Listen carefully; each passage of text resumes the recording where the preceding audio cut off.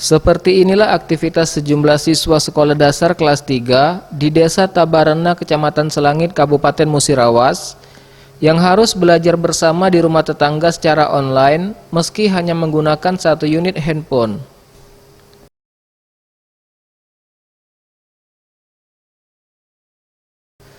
Namun meskipun hanya dengan satu handphone, bukan berarti membuat mereka patah arang untuk mengerjakan tugas sekolah dengan baik dan lancar yang diberikan guru melalui pesan grup aplikasi WhatsApp.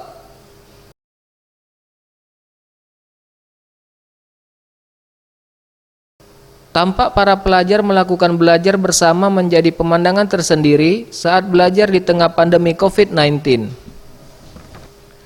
Dengan letak geografis desa yang banyak dikelilingi perbukitan, hal ini pun membuat akses sinyal internet kadang sulit didapat di dalam rumah.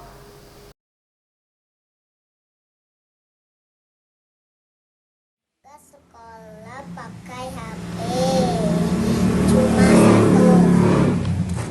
Sinyal internet bisa mana?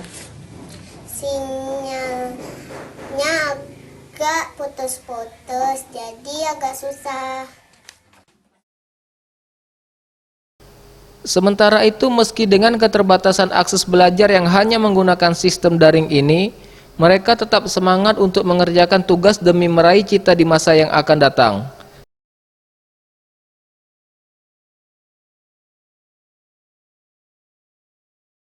Tim Liputan, Sriwijaya TV.